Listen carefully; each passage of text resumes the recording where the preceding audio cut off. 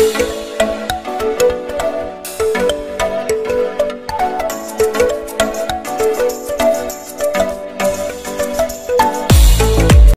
right, Good. all right, thank you. Um, my issue is the problem with putting Sorry, Video. ideological statements into issues that require practical solutions. Like, I understand Pan Africanism, and I was once in support of it until I realized that the people who actually enforce or who are zealous about the philosophy of Pan Africanism are very selective when applying it, because a lot of them try to impose Pan Africanism into South Africa without imposing it into their own countries first. Pan Africanism can be Pan Africanism can be used to fix the tribalism and ethnocentrism in other countries. But what I saw is that they practically ignore those issues and try to impose it when the issue is involving South Africa and South African problems with illegal immigrants and the border issues that we have here in South Africa. And a lot of the time is that we understand that our forefathers they fought with uh, the liberation movements in other countries, perhaps in Zimbabwe, in Namibia, and all sorts. But that doesn't mean that the children are also part of the contract that they formed. So telling the descendants of those people that, hey, your father helped me out, or I helped your father out, so whatever you inherited, you must also give to my child. So that doesn't hold balance, because you are actually uh, trying to put the youth of South Africa who were not involved in the contract between those liberation movements and the ANC, but they have their own struggles and they have the right to form their own alliances to deal with specific issues that tr- uh, that trouble them at this day and age. You see, like employment, um, the ability to receive free education and all that, especially uh, the social legacy that apartheid left behind in South Africa, because we see that apartheid took away fathers from homes, and that built a lot of uh, that built a lot of distance and put the family structure of black South Africans behind. So those are the issues that they we need to fix. Those are the issues that we need to prioritize. So putting other pressures into an already pressured South African youth will actually uh, bring more disadvantage to us, you see, because we cannot deal with illegal immigration issues and deal with our own issues. Because one thing I've realized is that the issue of illegal immigrants is an issue that affects the poorest of us the most, and the poorest of us the most are the blacks and the coloreds. You see, and the people who I realized this that the people who actually do not care in the world about illegal immigration because it doesn't affect them are those in higher places, and mostly are white business owners. Because I've saw in um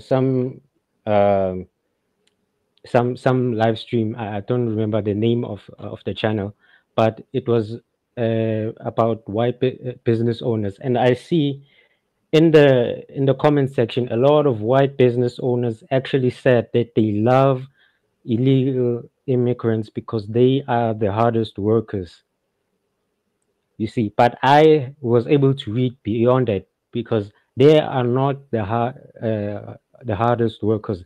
They are the hardest worked people because they are being exploited, and they're being exploited, and and the price they have to pay, they can pay 10 desperate illegal foreigners a salary worth 5 South Africans, meaning and you have more workforce and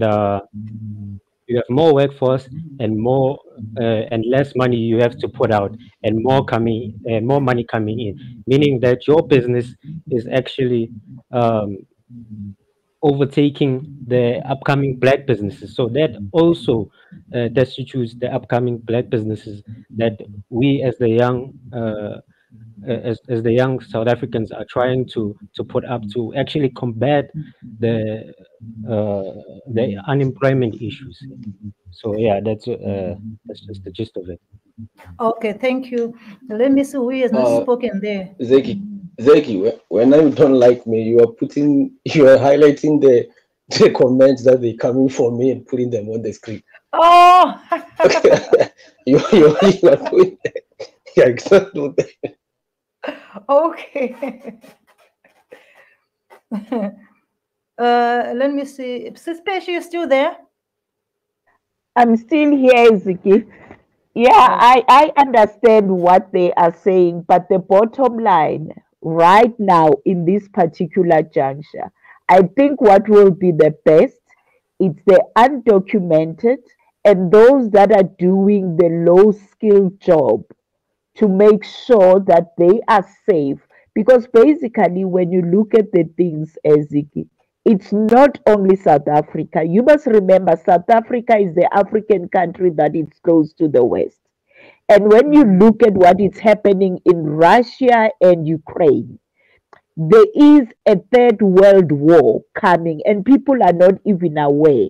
Even mm, for the UK to ask the foreigners to go to Rwanda, it's mm, not mm, about money. Yes, they are gonna pay them. It's strategically because there is a huge war. So Zimbabweans, if they cannot fight their leaders on their soil, and when they need help, send few people to come to South Africa and say, hey, we need help, we need soldiers, so that we can go and assist them, but not just to run Zeki, away. And what annoys people mostly here in South Africa, it's because what is happening behind our computers, I'm telling you, that's what fuel people the most.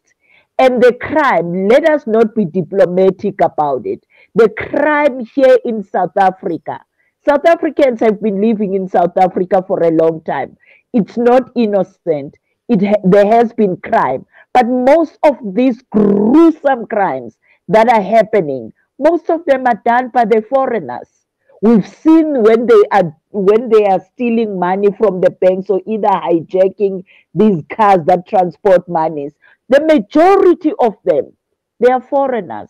Yes, there will be a South African that is involved, but out of 10 people, when they are gonna be gunned down or be arrested, you'll find that 8 are Zimbabwean, maybe one is my homeboy from Botswana, but the majority are the Zimbabweans does specialize.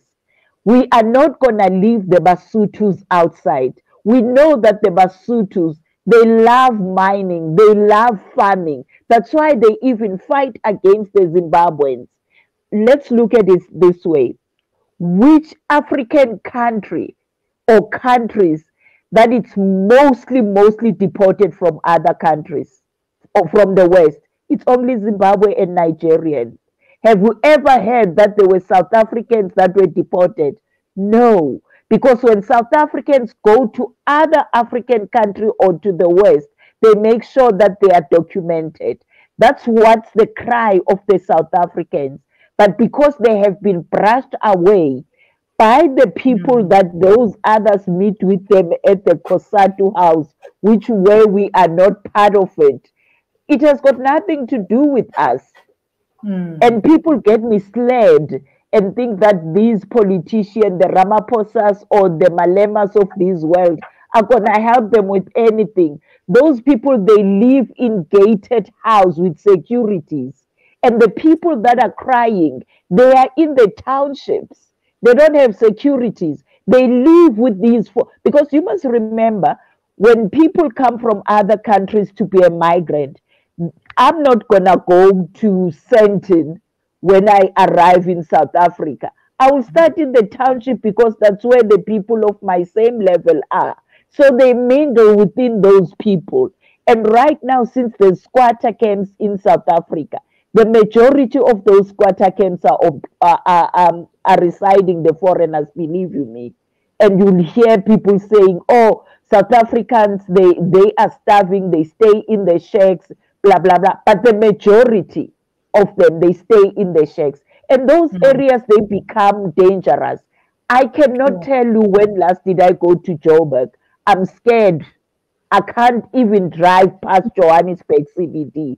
The way it's so crowded, you will shrink when you pass through. Coming to think that when it was Sunday, you will be like, oh no, let me go to Joburg. And then there are shops that are open. I'll get a pair of shoes. It's not going to happen now, which is wrong. And people are ignoring the South Africans, especially I'm not going to say the poor of the poorest, but those that are on the ground that have been living with the migrants. They are the ones that are feeling the pinch. And people are ignoring them, thinking that they are xenophobic and calling right now. The Department of our Home Affairs, Mr. Mutswadedi, has stood up after the noise that has been made by the Operation Dudula. And Operation Dudula doesn't even have a blood on his hands. They will quote Nhlanhla Lux everywhere. Even when Elvis Nyati passed on, they were quoting Nhlanhla. And Nhlanhla has got nothing to do with it. Nobody has died under the umbrella of Dudula. But people, because they like to spread propaganda, it's not going to help. We need to go back to our drawing board and think and think and think.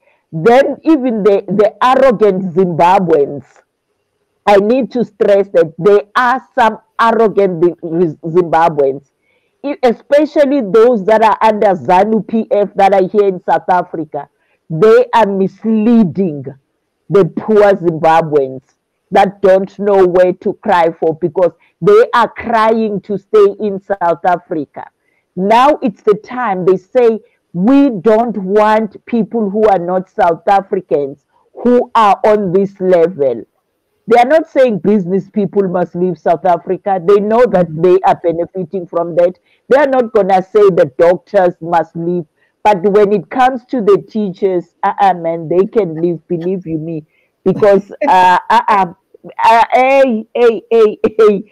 telling you, they can leave right now because most of them are just a mess. You must remember, you know what's the problem, Ziki? Most of the people who are in that industry, I don't know, yes, we do have SAQA that verifies their qualifications. Yes, but I think most of them, because we've got the Zimbabwe office, the guy was arrested last week, who does all these qualifications, the IDs, the visas. The guy was arrested and was from Zimbabwe. So how would you know?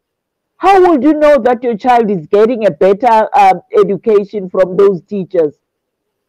Most of the security companies, they employ the Zimbabweans, and immediately when they started that, that's when this thing of the copper and the Rallaway Street started to happen, because most of the security guys are the foreigners. So South Africa is also learning the hard way.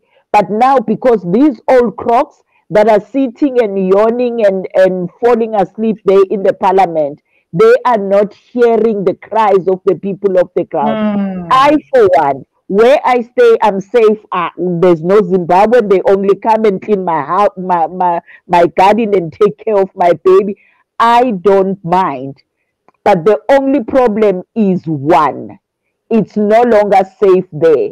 And for them to be safe, they must just start now, pack their things, whatever they've worked for or whatever they have stolen, and just make sure that they send it home. Because South Africans, I'm telling you, our fathers, our grandmothers, they did it. So it runs in our blood. Thank you. Thank you, Sis Page. Lloyd.